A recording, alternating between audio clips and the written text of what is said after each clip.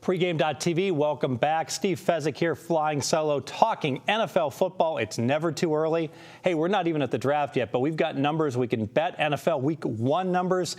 The LVH is up here, the former Hilton, and we've got a lot of the different books here in town posting. This makes a lot of sense because the book, it may well be a loss leader for the amount of time the books spend on it in the summer versus the amount of action. But the interest that it generates, people looking up the lines, they want to know who's favored and by how much, and just becomes a topic of conversation.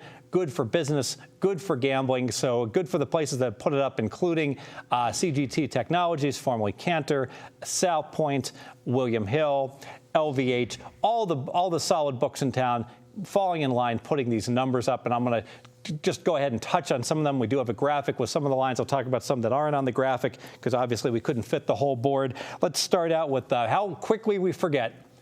Denver loses 43-8, but it turns out that Richard Sherman explained that they knew what play was coming, so we're going to give Denver a free pass. They still have Peyton Manning. Yeah, he's 50, but it doesn't matter. They're going to be laying 7 at home, anywhere from 6.5 to 7 against Indianapolis. That is the Sunday night game, so I'm jumping around here a little bit, but that's a game where I would look to lay it. If you're going to play it right now, grab the rogue -6.5s that are still out there. I think that the public, on the Sunday night game is going to go ahead and play Denver. And the Sharps, they hate Indianapolis. They love Andrew Luck. They don't like the team. They don't like the stats. And I think that I don't know what the right side is yet on the game, but I certainly think that's where the money will go on that game. Another game, I think it's easy to forecast the line move. San Francisco, Dallas. Cantor, CGT Technologies did have a 3. I laid the 3. I think that that's the sort of bet that you have to make, and I use it as an example when I used to be betting with a team in a syndicate. This is the game where we'd bet Dallas right before post at +5 would get even money. And then Dallas would lose by 25, and we'd shrug our shoulders and say, well, there's nothing we could do. They gave us +5 even money on this game that was lined at 4 at post. And, well, yeah, there was something I could do. I could go out in 90-degree heat and go ahead and lay the 3 before the obvious good story line move. Obviously, San Francisco is perceived to be so much better than Dallas, the perennial 500 team, 8-8. And, boy, that guy, Tony Romo, he sure has time to go and attend his sporting events. I give that guy credit. Every night he's either at a hockey game or he's at a basketball game. So I guess he's not burning the midnight oil looking at game film. A couple other games, New Orleans, Atlanta, no surprise here. Atlanta stunk up the joint, but their wide receivers were hurt all last year. Steven Jackson, the running back, was injured. And all in all, there's a little concerns that the quarterback is not what he was in prior years, but I expect Matty Ryan to probably be back to a sturdy Flacco +1 performance level, which should be good enough for Atlanta to get back to the 8-8 type of season that they should have. And the Saints are supposed to win about 10 games, I think, this year. So to make Atlanta a small favorite in this game might be a stretch, but certainly I wouldn't make the Saints a favorite. So Atlanta -1.5, I can see that. Total 52.5, interesting. Under Ryan, the defense has been so much better for the Saints. You might remember this is the game, I believe, that they opened up week 1 that the Saints just barely hung on, won 17-13. I believe that was in the Superdome to start out the season. So normally these teams in the past have played very high-scoring games. I don't know if that's going to be the case going forward, but certainly Atlanta with their weapons back, it has the possibility for a shootout. I still think the total is awfully high. I would look under before I played anything in that game.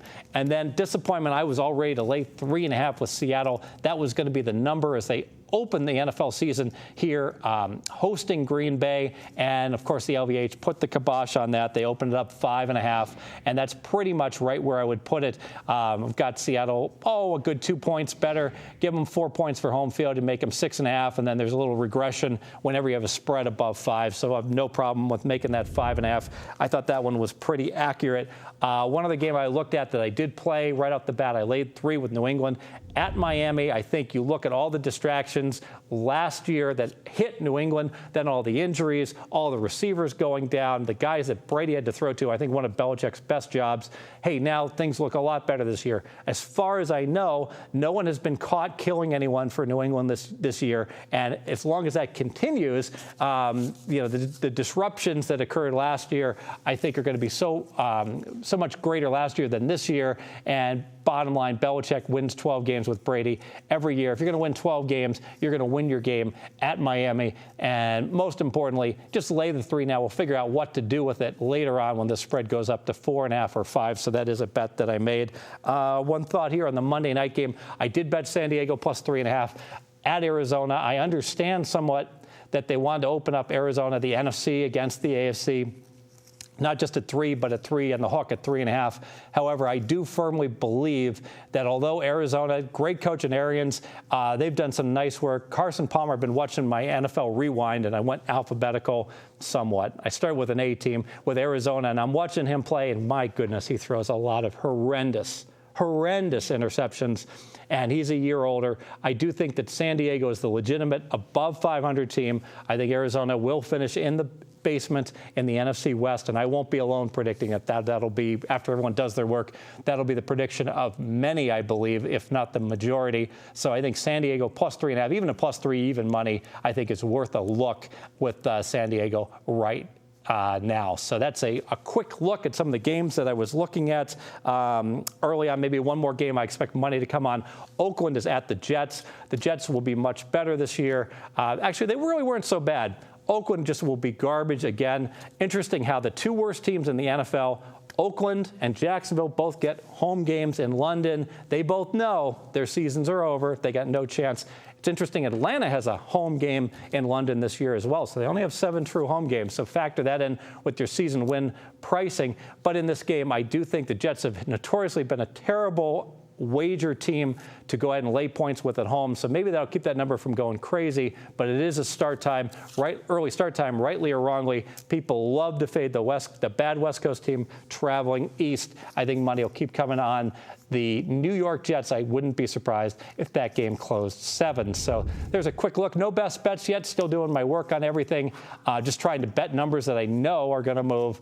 But wanted to give you my first take look at some of the NFL Week 1 lines.